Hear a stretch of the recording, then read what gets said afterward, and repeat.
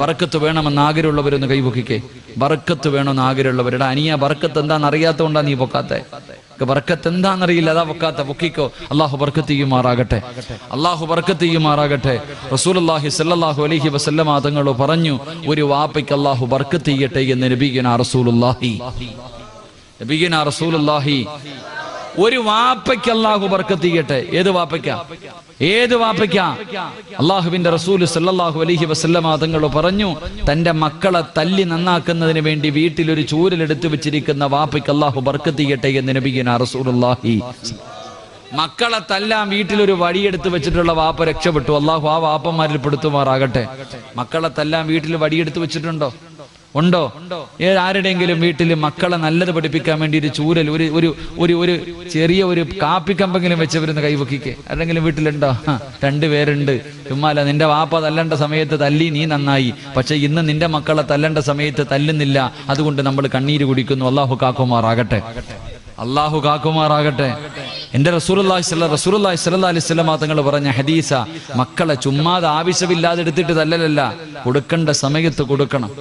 കൊടുക്കേണ്ട സമയത്ത് കൊടുക്കണം. കൊടുത്തില്ലെങ്കിൽ ഇരുന്ന് കരയും. അള്ളാഹു നമ്മളെ കാക്കുമാറാകട്ടെ. മക്കള് തന്നെ ചോദിക്കും, ഇപ്പം തല്ലിയിട്ട് കാര്യമില്ല, ഇപ്പൊ തല്ലിയിട്ട് കാര്യമില്ല. അള്ളാഹു ഇവിടെ ഞാൻ ഈ അടുത്ത് വല്ലാത്തൊരു അത്ഭുതമുണ്ട്. ഈ പ്രേമം പണ്ട് പറയാറുണ്ട്, പ്രേമം പിടിച്ചു കഴിഞ്ഞാൽ പിന്നെ വല്ലാത്താണ്. പ്രേമം തലയ്ക്ക് പിടിച്ചു കഴിഞ്ഞാൽ പിന്നെ ഒരു രക്ഷയില്ല എന്നുള്ള അവസ്ഥ ഈ അടുത്ത് ഞാൻ എൻ്റെ ജീവിതം കൊണ്ട് ഞാൻ എൻ്റെ ഉപ്പമാരോട് പറയാ, പെമ്മക്കളെ കൂടുതൽ നമ്പല്ലേ. എല്ലാവരും പറഞ്ഞേക്കാം, പെമ്മക്കളെ കൂടുതൽ നമ്പണ്ട. കാരണം ഇവളുമാരൊക്കെ വല്ലാത്ത കാഞ്ഞ ബുദ്ധിയാ നമ്മുടെ പെമ്മക്കൾക്ക്. രജിസ്റ്റർ വിവാഹം കഴിഞ്ഞിട്ട് വീട്ടിൽ വന്ന് നിൽക്കണ മക്കളുണ്ട്. എന്ത് സ്നേഹത്തോടെ നടക്കണം വാപ്പയുടെ കൂടെ, ഉമ്മാന്റെ കൂടെ വല്ലാത്ത സ്നേഹം. ഞാൻ സ്ഥലം പറയുന്നില്ല. വടച്ചനെ അടുത്ത് ഒരാൾ വന്നിട്ട് എന്നോട് പറഞ്ഞു, ഉസ്താദേ നിങ്ങളൊന്ന് വണ്ടി കയറി, അത്യാവശ്യം ഒരു സ്ഥലം വരെ പോകണം. പെട്ടെന്ന് തന്നെ അല്ലാഹു വലിച്ചെടുച്ചോണ്ട് പോയി. ഭക്ഷണം കഴിക്കാൻ പോലും വിട്ടില്ല. പോകാം. പടച്ചോനെ ഞാൻ ഒരു വീട്ടിലേക്ക് ചെന്നപ്പോ പടച്ചോനെ ഉമ്മായും വാപ്പായും മണ്ണെണ്ണ എടുത്ത് വെച്ചിട്ട് അപ്പുറത്തിരിക്കുന്നു, ബാഗും കൊണ്ട് മോൾ ഇപ്പുറത്ത് റൂം ഇരിക്ക. അല്ലാഹുവെ കാണാൻ അടകുള്ള മുസ്ലിമായ ഒരു ചെറുപ്പക്കാരി. പടച്ചോനെ അല്ലാഹു വാപ്പയും ഉമ്മയും മണ്ണെണ്ണ എടുത്ത് വെച്ചിട്ടുണ്ട്, ഇപ്പുറത്ത് മകള് ബാഗും കൊണ്ടിരിക്ക.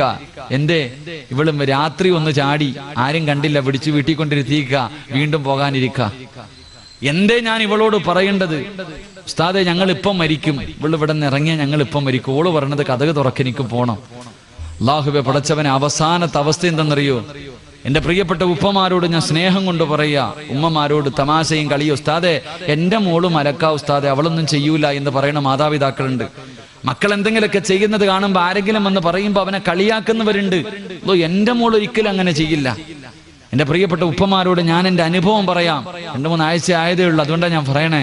അല്ലാഹുവേ പടച്ചോനെ ഞാൻ ആ വീടിനകത്ത് കയറി ചെന്നു. അപ്പൊ ഈ ഉമ്മ എന്ത് പറഞ്ഞാലും ഇവള് പോകുക. അപ്പൊ ഈ ഉമ്മ പറഞ്ഞു, ഉസ്താദേ ഇവൾ ഇവിടെ നിന്ന് ഇറങ്ങിയ ഞങ്ങൾ ഇപ്പം മരിക്കും, അവക്കൊരു കുഴപ്പമില്ല. ആ പെണ്ണിന് ഒരു കുഴപ്പമില്ല. അല്ലാഹുവേ പടച്ചോനെ ഉസ്താദേ ഞങ്ങള് മരിച്ച ഇവള് മയ്യത്തെ കാണാൻ പോലും വിടല്ലേ. ഉമ്മ പറയാ, ഞങ്ങള് മരിച്ചാൽ ഇവളെ മയ്യത്ത് കാണാൻ പോലും വിടരുത്. അവള് പറയാ, ഞാൻ വരത്തില്ല ഉമ്മ നിങ്ങളുടെ മയ്യത്ത് കാണാൻ. അതാ മകള്, ഞാൻ വരൂല നിങ്ങളുടെ മയ്യത്ത് കാണാൻ. അല്ലാഹുവേ പടച്ചോനെ ഇതൊക്കെ കേട്ടിട്ട് വല്ലാത്ത ഇങ്ങനെ ഇരിക്ക.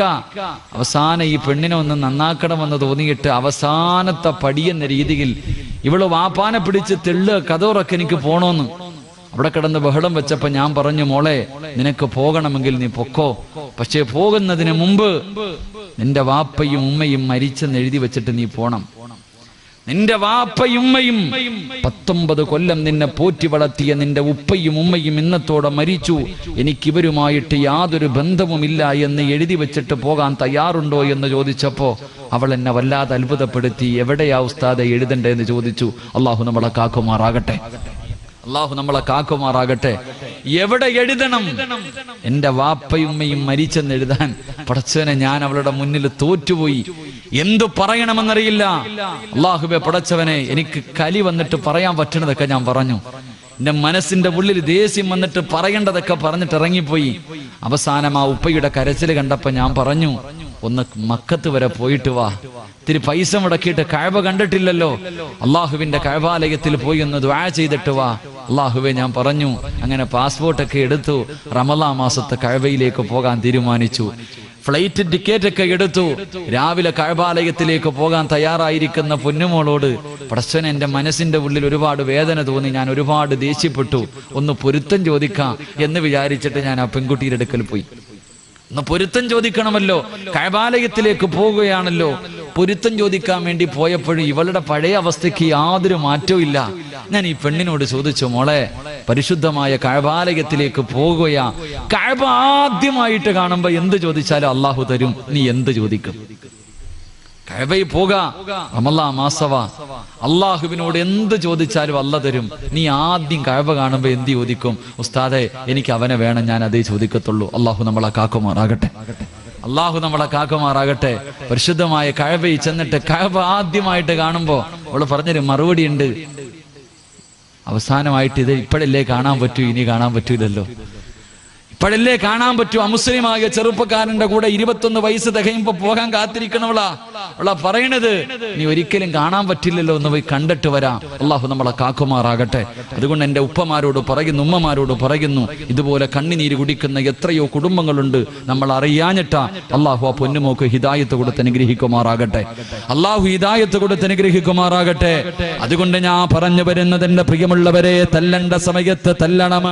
അള്ളാഹുവിന്റെ പ്രവാചകൻ പറയുകയാണ്, അള്ളാന്റെ റസൂല് പറയുന്നു, സഹാബാ,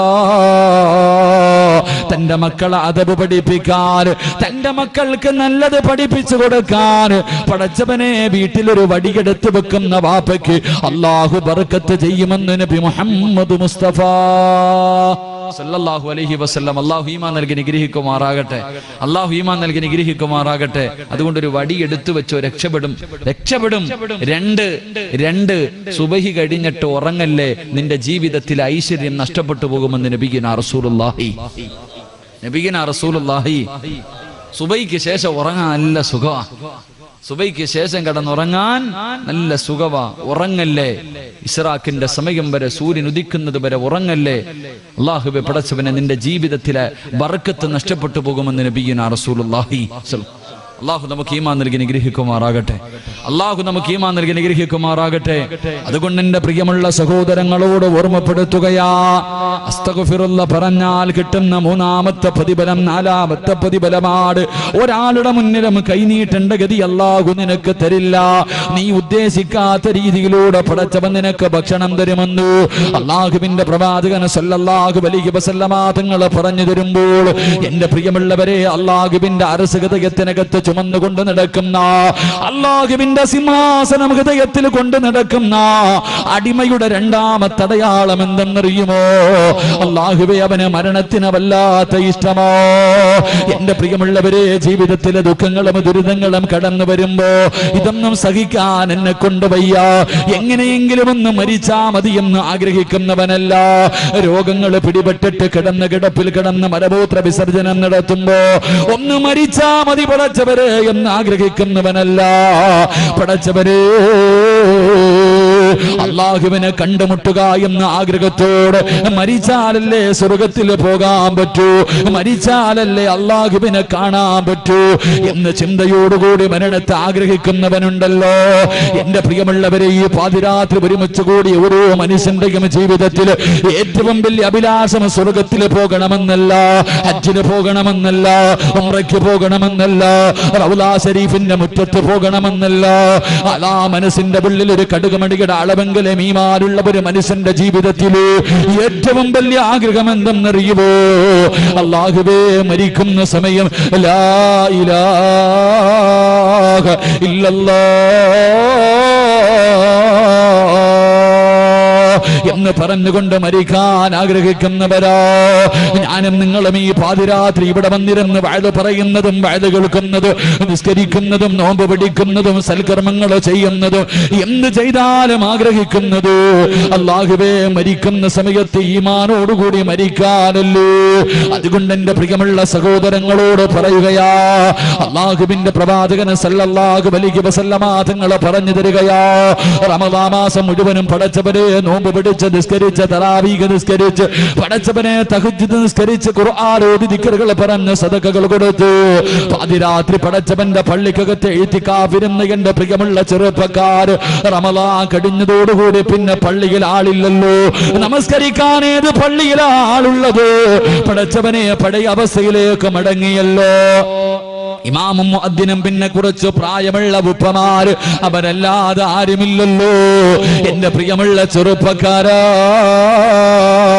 പോകണ്ടേ പൊന്നുപോര്?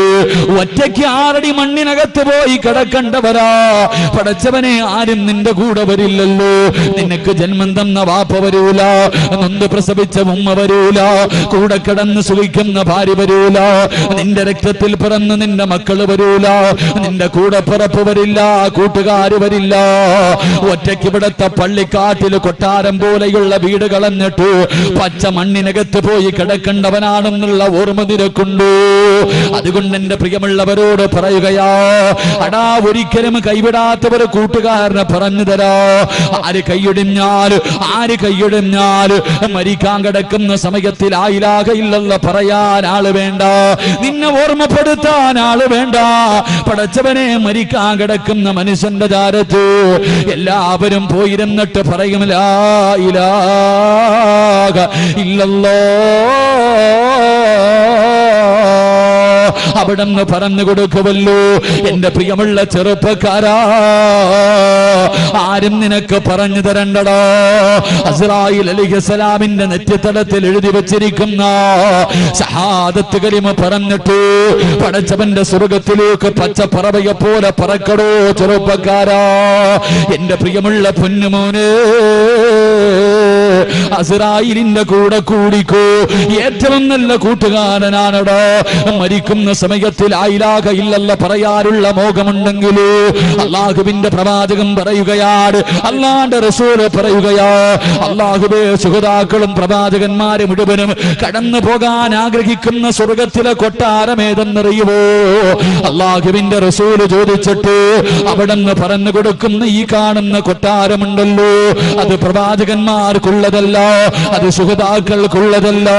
എല്ലാവരും ആ കൊട്ടാരത്തിലേക്ക് പോകാൻ ആഗ്രഹിക്കുന്നവരാ. റസൂലുള്ളാഹിയോട് സഹാബത്ത് ചോദിച്ചു, യാ റസൂലല്ലാഹ്, പിന്നെ ഈ കൊട്ടാരമാർക്കുള്ളതാ നബിയേ? പിന്നെ ഈ കൊട്ടാരമാർക്കുള്ളതാ നബിയേ? അല്ലാഹുവിന്റെ റസൂൽ പറയുന്നു, സഹാബാ, അല്ലാഹുവിന് വേണ്ടി പരസ്പരം സ്നേഹിച്ച കൂട്ടുകാരുണ്ടല്ലോ, അള്ളാഹിന് വേണ്ടി പടച്ചവന്റെ തൃപ്തിക്ക് വേണ്ടി പരസ്പരം സ്നേഹിച്ച കൂട്ടുകാരുണ്ടല്ലോ, ആ കൂട്ടുകാർക്ക് അള്ളാഹു കൊടുക്കുന്ന പ്രതിഫലമാണെന്ന് നബി മുഹമ്മദ് മുസ്തഫ. അങ്ങനെ ഒരു കൂട്ടുകാരനുണ്ട്. എല്ലാ ദിവസവും നിന്നെ കാണുമ്പോ എടാ ഇന്ന് സുബഹി നമസ്കരിച്ചോ എന്ന് ചോദിക്കുന്ന ഏതെങ്കിലും ഒരു കൂട്ടുകാരൻ നമുക്കുണ്ടോ? എടാ ഇന്ന് നീ നിസ്കരിച്ചിട്ടുണ്ടോ? ഏതെങ്കിലും ഒരു വഖത്ത് കളയാക്കിയോ? നീ ഇന്ന് സുബഹി നമസ്കരിച്ചിട്ടുണ്ടോ എന്ന് ചോദിക്കുന്ന ഒരു കൂട്ടുകാരനുമില്ല. എങ്കിൽ എന്റെ പ്രിയമുള്ളവരെ, അസ്റായീലിനെ കൂട്ടുകാരനാക്കിക്കോ. അസ്റായീലിന്റെ പേര് കേൾക്കുന്നത് പോലെ പേടിയല്ലോ, അസ്റായീലിന്റെ പേര് കേൾക്കുന്നത് പോലെ പേടിയല്ലോ. എന്തിനാ പേടിക്കുന്നത്? റൂഹ് പിടിക്കാൻ മാത്രമല്ല അസ്റായീൽ വരുന്നത്. നിന്റെ റൂഹ് പിടിക്കാൻ വരുന്ന അസ്റായീലിനെ നിനക്ക് കാണാൻ ആഗ്രഹമുണ്ടോ ചെറുപ്പക്കാരാ? നാളെ കാണാമടാ പൊന്നുപോര്.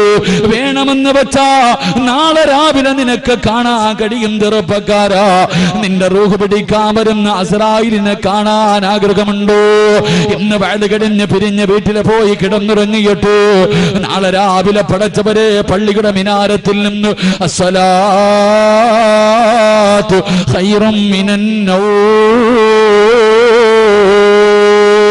ഇടയത്താഴം കടിക്കാൻ റമദാനിൽ എഴുന്നേറ്റപ്പോ കേട്ടതാ.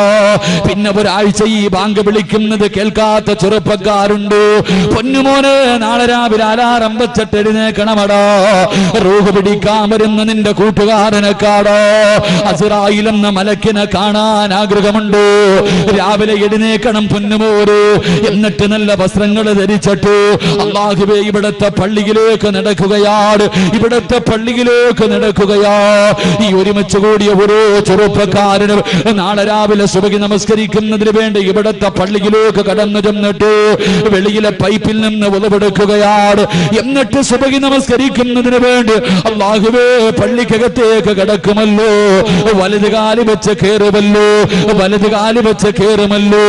എന്റെ പ്രിയമുള്ള ചെറുപ്പക്കാരാ, അല്ലാഹുവിന്റെ പള്ളിക്കകത്തേക്ക് സുബഹി നമസ്കരിക്കാൻ വലത് കാലെടുത്ത് പള്ളിക്കകത്തേക്ക് വെക്കുമ്പോ ഒന്ന് കണ്ണ് തുറന്ന് നോക്കടാ പൊന്നുപോരെ, ഒന്ന് കണ്ണ് തുറന്ന് നോക്കടാ ചെറുപ്പക്കാരാ. നിൽക്കുന്നുണ്ടടാ ചിരിക്കുന്ന മുഖത്തോട് വെള്ള വസ്ത്രം ധരിച്ചു പള്ളിയുടെ കവാടത്തിൽ നിന്നെയും കാത്ത് നിൽക്കുകയാ. പള്ളിക്കകത്തേക്ക് കടന്നു ചെല്ലുന്ന നിന്നെ സലാം പറഞ്ഞിട്ട് അസ്റായിൽ കെട്ടിപ്പിടിച്ചിട്ട് പറയുന്നു, മോനെ ഈ നമസ്കാരം മരിക്കുവോളം നിലനിർത്തടേ, ഈ നമസ്കാരം മരിക്കുവോളം നിലനിർത്തടേ. അല്ലാഹുവേ നിലനിർത്തിയാ എന്നെ ഇതുപോലെ കാണാമോനെ. സക്കറാത്തിന്റെ അവസ്ഥയിൽ കിടക്കുമ്പോ ജീവിതത്തിന്റെ അവസാന ദിവസമുണ്ടല്ലോ, ആ ദിവസം എന്നെ ഇതുപോലെ നിനക്ക് കാണാൻ കഴിയുമെന്ന് പള്ളിയിലെ നമസ്കരിക്കാൻ പോകുന്ന ഓരോ ആണിനെയും കെട്ടിപ്പിടിച്ചിട്ട് മലക്കുൽ മൗത്ത് ഓരോ ദിവസവും 5 പ്രാവശ്യം പറയുമെന്ന് റസൂലുള്ളാഹി തങ്ങളെ പഠിപ്പിക്കുമ്പോ എന്റെ പ്രിയമുള്ള ചെറുപ്പക്കാരാ, നമസ്കരിക്കാൻ മടിയാ. പടച്ചവന്റെ പള്ളിക്കകത്ത് നമസ്കാരം നടക്കുമ്പോ റോഡിലൂടെ നടക്കുന്നവരുണ്ടല്ലോ, പള്ളിയുടെ മുന്നിലൂടെ നടക്കുന്നവരുണ്ടല്ലോ, പള്ളിയുടെ ചാരത്തുള്ള കടക്കകത്തിരിക്കുന്നവരുണ്ടല്ലോ. എന്റെ പ്രിയമുള്ള പൊന്നുമോരെ രക്ഷപ്പെടില്ലടാ. ഒരു ദിവസം ഞാൻ വരുമടാ, ഒരു ദിവസം ഞാൻ വരുമടാ. അന്ന് എന്നെ കണ്ടുകൊണ്ട് പേടിച്ചുകൊണ്ട് കിടന്ന കിടപ്പിൽ കിടന്ന് മലമൂത്ര വിസർജനം നടത്തിയിട്ട് മൃഗങ്ങളെ ചാകുന്നത് പോലെ ചാകാ തയ്യാറെടുത്തോ എന്ന് അസ്റായിൽ ഇന്നത്തെ ദിവസം 5 പ്രാവശ്യം പലരോട് പറഞ്ഞിട്ടുണ്ട്.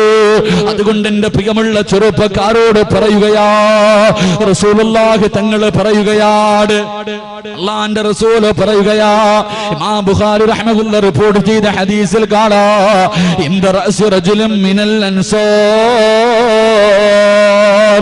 സക്കറാത്തിന്റെ അവസ്ഥയില് മരണത്തോട് മല്ലടിച്ചുകൊണ്ട് കിടക്കുന്നവര് ചെറുപ്പക്കാരന്റെ തലയുടെ ഭാഗത്ത് ഈ പ്രപഞ്ചം തന്നെ സൃഷ്ടിക്കാൻ കാരണക്കാരനായ അഷ്റഫുൽ ഖൽഖ് നബി മുഹമ്മദ് മുസ്തഫ സല്ലല്ലാഹു അലൈഹി വസല്ലമ തങ്ങൾ നിൽക്കുകയാ. മരണത്തോട് മല്ലടിക്കുന്ന ചെറുപ്പക്കാർ റസൂലുള്ള തലയുടെ ഭാഗത്ത് നിൽക്കുമ്പോ അതാ വരുന്നു മലക്കുൽ മൗത്ത് അസ്റായീൽ. അല്ലാഹുവേ എന്തൊരു കോലമെന്നറിയുവോ, എന്തൊരു ഉയരമെന്നറിയുവോ. പടച്ചവരെ തീപന്തം ശരീരത്തിൽ നിന്ന് നാവിലൂടെ പടച്ചവരെ തീയാട് ഭയാനകമായ രൂപത്തിൽ മലക്കുൽ മൗത്ത് ഇറങ്ങി വരികയാ. റസൂലുള്ള പേടിച്ച് കരഞ്ഞു പോയി, കൈകാല് തളർന്നു പോയി.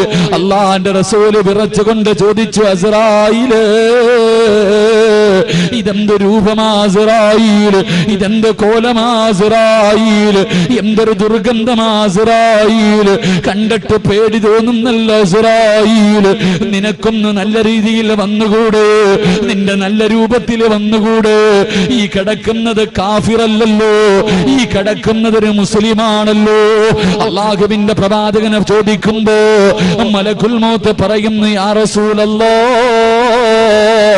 ഇവനൊരു പരിഗണനയുമില്ല, ഇവനോടൊരു സ്നേഹവുമില്ല, ഇവനോടൊരു കരുണയുമില്ല, ഇവനോടൊരു പരിഗണനയും കാണിക്കില്ല. ആര് പറഞ്ഞാൽ ഇവനോട് ഞാനൊരു സ്നേഹവും കാണിക്കില്ല. കാരണം എന്തേ എന്ന് ചോദിക്കുമ്പോ അവിടുന്ന് പറയുന്നു, നബിയേ ഓരോ ദിവസം 5 പ്രാവശ്യം ഇവനോട് ഈ ദിവസത്തെ കുറിച്ച് ഞാൻ പറഞ്ഞു കൊടുത്തതാ നബിയേ. ഇവൻ അനുസരിച്ചില്ല, ഇവൻ നന്നായില്ല, ഇവൻ എന്നെ കളിയാക്കിയവനാ, ഞാൻ പറഞ്ഞപ്പോ പുച്ഛിച്ച് തള്ളിയവനാ. അതുകൊണ്ട് ഇവനോടൊരു പരിഗണനയുമില്ല. ഇവന്റെ അടുക്കൽ നിൽക്കല്ലേ നബിയേ, ഇവന്റെ അടുക്കൽ നിൽക്കല്ലേ നബിയേ. അല്ലാഹുവിന്റെ റസൂലിനോട് പറയുകയാ, ഇവന്റെ അടുക്കൽ നിന്നൊന്ന് മാറിപ്പോകുവോ, ഇവന്റെ അടുക്കൽ നിന്നൊന്ന് മാറിപ്പോകുവോ. അല്ലാഹുവിന്റെ പ്രവാചകർ കരഞ്ഞുകൊണ്ടിറങ്ങി പോവുകയാണ്. റസൂലുള്ള വേദനിക്കുന്ന കൊടുക്കുന്ന മനസ്സോടെ ഇറങ്ങുകയാണ്. ഈ ഇറങ്ങിപ്പോകുന്ന വഴിയില് വീടിന്റെ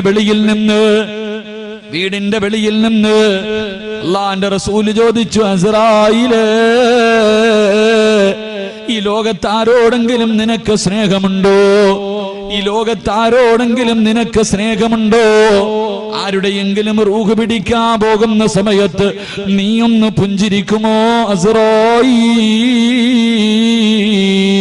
അല്ലാഹുവിന്റെ പ്രവാചകം ചോദിക്കുമ്പോ അസ്റായീൽ പറയുന്നു, യാ റസൂലല്ലാഹ്, എനിക്കൊരു കൂട്ടുകാരനുണ്ട് നബിയേ, എനിക്കൊരു ആത്മാർത്ഥ സുഹൃത്തുണ്ട് നബിയേ. അവന്റെ റൂഹ് പിടിക്കാൻ പോകുന്നത് എങ്ങനെയെന്നറിയുമോ? ഇന്നല്ലദീന തതവഫാഹുമുൽ മലായികതു തയ്യിബീന യഖൂലൂന സലാമുൻ അലൈക്കും. അല്ലാഹുവിന്റെ ഖുർആൻ പറയുകയാ, അസ്റായീലിന്റെ കൂട്ടുകാരന്റെ റൂഹ് പിടിക്കാൻ 5 നേരം കളയാകാതെ നിസ്കരിക്കുന്നവന്റെ റൂഹ് പിടിക്കാൻ അസ്റായീൽ വീടിന്റെ കവാടത്തിന്റെ മുന്നിൽ വന്നിട്ട് അവിടുന്ന് പറയുന്നു, അസ്സലാമു അലൈക യാ വലിയല്ലാഹ്. അവിടുന്ന് സലാം പറയുകയാ. വെള്ള വസ്ത്രം ധരിച്ചു പടച്ചവനെ തന്റെ കൂടെ വരുന്ന മലക്കുകൾ മുഴുവനും വീടിന്റെ കവാടത്തിൽ നിന്ന് സലാം പറയുകയാണ്. അകത്തേക്ക് കടന്നു, റൂഹ് പിടിക്കാൻ തുടങ്ങി. വേദന സഹിക്കുന്നില്ലല്ലോ, കിടന്ന് കരയുകയാണല്ലോ, മരണവേദന വല്ലാത്ത വേദനയാണല്ലോ. റസൂലുള്ള പോലും വേദനയെ കുറിച്ച് പറഞ്ഞിട്ടുണ്ടല്ലോ. ആ മരണവേദന സഹിക്കാൻ കഴിയാതെ ഞാനും നിങ്ങളും കടന്ന് കരയുമ്പോ അല്ലാഹുവേ, അല്ലാഹുവേ, അസ്റായീൽ ചോദിക്കുന്ന, എന്തിനാടാ കരയുന്നത്? എന്തിനാ നീ കിടന്ന് കരയുന്നത്? എന്തിനാ നീ കിടന്ന് വിളിച്ചു പോകുന്നത്? നിന്നെ കൊണ്ട് വേദന സഹിക്കാൻ കഴിയുന്നില്ലേ? എങ്കിലും നോക്കടാ, നിനക്ക് നിന്റെ പ്രതിഫലം കാണണ്ടേ. ഇന്നല്ലദീന ഖാലൂ റബ്ബുനല്ലാഹ് ثم استقاموا تتنزل عليهم الملائكة ألا تخافوا ولا تحزنوا وأبشروا بالجنة.